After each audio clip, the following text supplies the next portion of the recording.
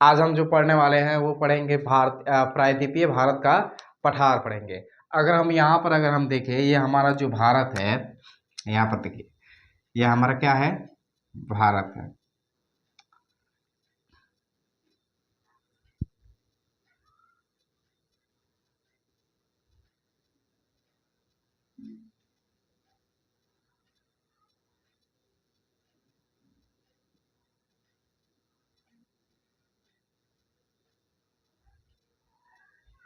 ये हमारा जो भारत है, हम क्या देख रहे हैं, प्रायद्वीपीय पठार देखेंगे। ठीक है, ये हम प्रायद्वीपीय क्या होता है, प्रायद्वीप, सबसे पहले तो ये समझेंगे कि ये प्रायद्वीप क्या होता है। हम बताएंगे किसी भी भूभाग, किसी भी कोई भी बड़ा भूभाग होता है, अगर वो तीन ओर से पानी से घिरा होगा, ठीक है, कितने ओर से, तीन ओर से पानी से घिरा होना चाहिए। इधर से भी पानी है, देखिए इधर से भी पानी है, इधर से भी पानी, तीन ओर से अगर पानी घिरा होता है उसको हम बोलते हैं प्रायद्वीपीय।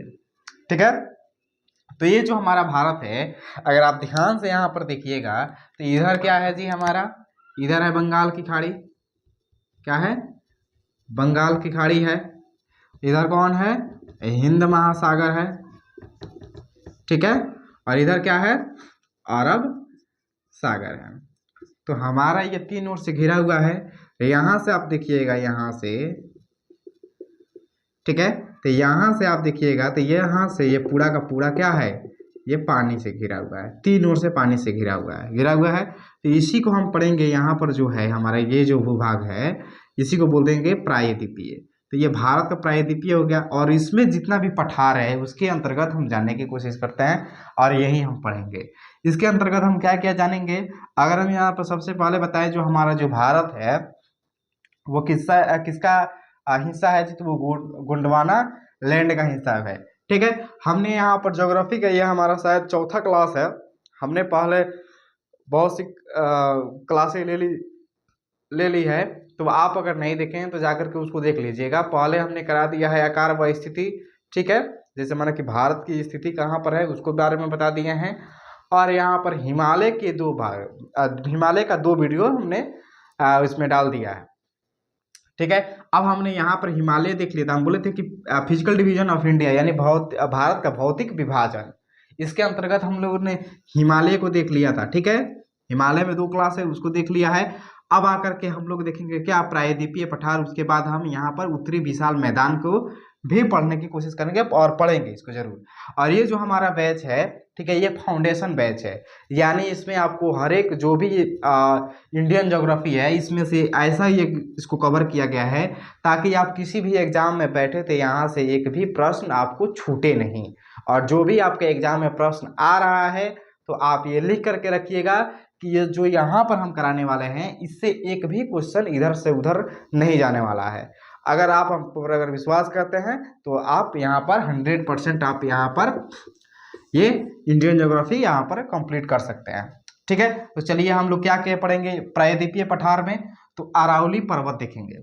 ठीक है, अरावली पर्वत के बारे में जानेंगे, मालवा का पठार के बारे में जानेंगे, विंध्य पर्वत के बारे में जानेंगे, सतपुड़ा की पहाड़ी जानेंगे, छोटा नागपुर का पठार जानेंगे, पश्चिमी घाट पर्वत, ये पश्चिमी घाट पर्वत, ठीक है, पूर्वी घाट पर्वत, यह है पूर्वी घाट पर्वत, ठीक है, दक्कन का पठार, दक्कन के पठार के बारे में भी हम लोग जानेंगे।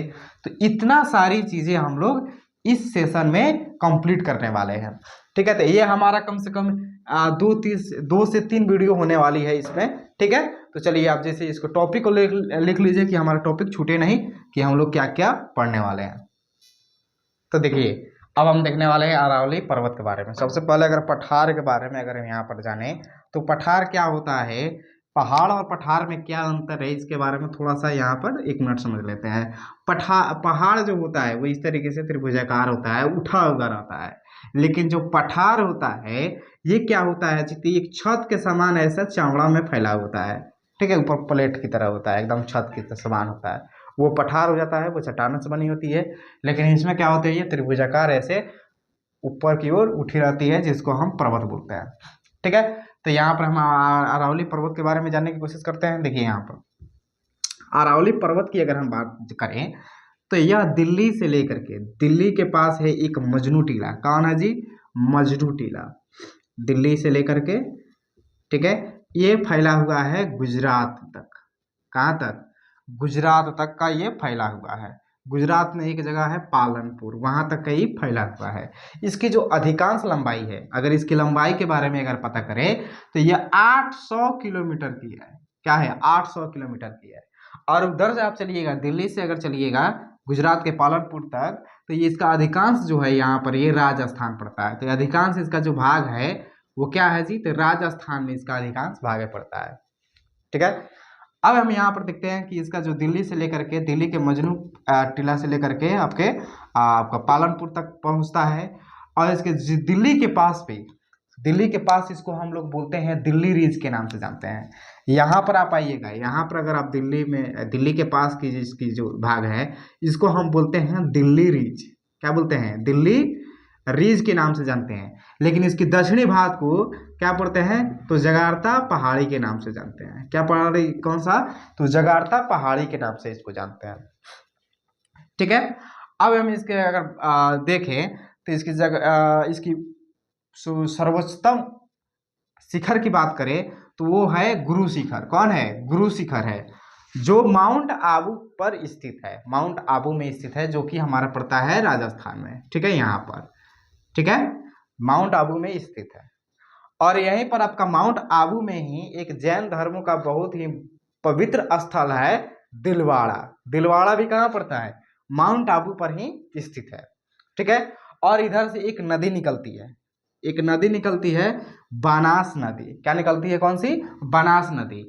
और ये बनास नदी क्या करती है जी? इसको अरावली पर्वत को पश्चिम से पूरब की ओर काटती है और इधर एक चंबल नदी बहती है।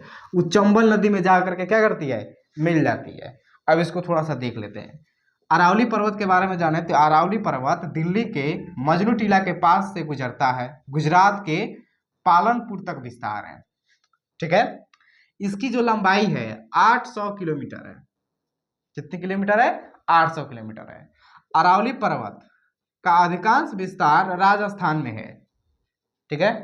दिल्ली के पास अरावली पर्वत को दिल्ली रीज के नाम से जाना जाता है, जबकि अरावली पर्वत का दक्षिणी भाग जगार्ता पहाड़ी के नाम से जाना जाता है।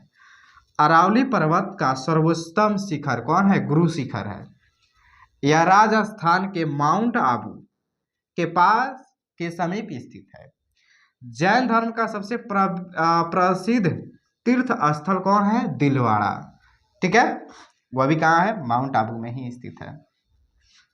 अरावली पर्वत विश्व का सबसे प्राचीन वलित पर्वत है। वलित का मतलब क्या होता है जी? अगर कोई दो प्लेटें, टेक्टोनिक प्लेट होती है, ठीक है, उसके टकराने से जो पहाड़ बनता है, जो पठार बनता है, उसको हम बोलते हैं वलित पहाड़, वलित पर्वत बोलते हैं। तो ये क्या है? वलित पर्वत है। यानी ये जो दो टेक्टोनिक पहाड़ों से टकराने से ये बनता है। जैसे कि हम लोग जानते हैं कि ये जो हमारा जो भाग है भारत, वो पहले गोंडवाना लैंड का हिस्सा हुआ करता था, लेकिन उसे टूट करके आ करके यूरेशिया प्लेट से टकराता है, जिसके कारण यहाँ पर हम बताए होंगे, आप देखिए होंगे तो हिमालय पर्वत का विस्तार होता है। उसके बाद यहाँ पर जितने भी अंदर पहाड़े हैं, पठारे हैं, उसका निर्माण हो जाता है। तो ये वलित पहाड़ है। बनास नदी अरावली पर्वत को पश्चिम से पूरब की दिशा में काटकर चंबल नदी में जाकर के क्या करती है? मिल जाती है। ये हमारा क्या हो गया? अरावली पर्वत हो गया। इससे बाहर नहीं आने वाला है। अब हम लोग चलते हैं मालवा के पठार की ओर, तब तक इसको नोट कर लीजिए। चलिए मालवा का पठार के बारे में देखिए। ठीक है, यहाँ पर अगर हम देखें तो जो अरावली पर्वत है, इसके जस्ट दक्षिण में ही हमारा क्या है? मालवा का पठार है। क्या है? दक्षिण में ही क्या है? मालवा का पठार है यहाँ पर। ठीक है, मालवा का पठार का जो ढाल होता है ना, ढाल, वो उत्तर की साइड में है। यानी यहाँ से ऊंच है, देखिए यहाँ से ऊंच है और इधर खाल है। ऐसे यहाँ से कौन कौन नदी निकलती है? इसी के कारण यहाँ से नदी अरब सागर में ना गिर करके वो सीधा उत्तर की तरफ जाती है। किस में जाती है? उत्तर की तरफ जाती है। जैसे कि हमारा सिंध हो गया, चंबल हो गया, ठीक है, चंबल हो गया, काली सिंध नदी हो गया, बेतवा हो गया, ये सारी नदियां होकर के उत्तर की ओर में बहती है। ये जो हमारा मालवा का जो पठार है, ये ज्वालामुखी के लावा से बना हुआ है। किसके? तो ज्वालामुखी के लावा से यह बना हुआ है मालवा का पठार। इसी के कारण यहाँ पर काली मिट्टी पाई जाती है और काली मिट्टी में कॉटन और गन्ना अधिक मात्रा में यहाँ पर होती है। ठीक है। अब यहाँ पर अगर हम देखें तो चंबल की सहायक नदियां जो है इसको क्या करती है? काट भी देती है, अपर्दन कर देती है, काटती है। काट करके इसको नाली की तरह बना दी है ऐसे। जैसे मान लीजिए कि ये जो हमारा पठार है पठार है और इसको काट करके एक नाली की तरह बना दिया, ऐसे नाली की तरह बना दी। जैसे पानी बहता है ना नाली में, वो वैसे ही बना देती है। इसलिए इस अपर्दन को हम नाली अपर्दन या अवनालिका अपर्दन या खड्ड अपर्दन भी बोलते हैं। यहाँ पर देखिए, मालवा का पठार अरावली पर्वत का दक्षिण में तथा विंध्य पर्वत के उत्तर में स्थित है। विंध्य पर्वत के उत्तर में स्थित है। यहाँ पर आपका विंध्य पर्वत आएगा। ठीक है, विंध्य पर्वत आपका यहाँ पर आएगा, इसके उत्तर में स्थित है। मालवा का पठार का ढाल जो है वो उत्तर की तरफ है। यही कारण है कि चंबल, बेतवा, काली सिंध नदी क्या होती है? उत्तर की दिशा में प्रवाहित होती है। मालवा का पठार का निर्माण जो होता है वो ज्वालामुखी से निकले लावा से हुआ है, जिसके कारण यहाँ पर काली मिट्टी पाई जाती है और काली मिट्टी में आपका कॉटन और गन्ना अधिक मात्रा में यहाँ पर उगती है।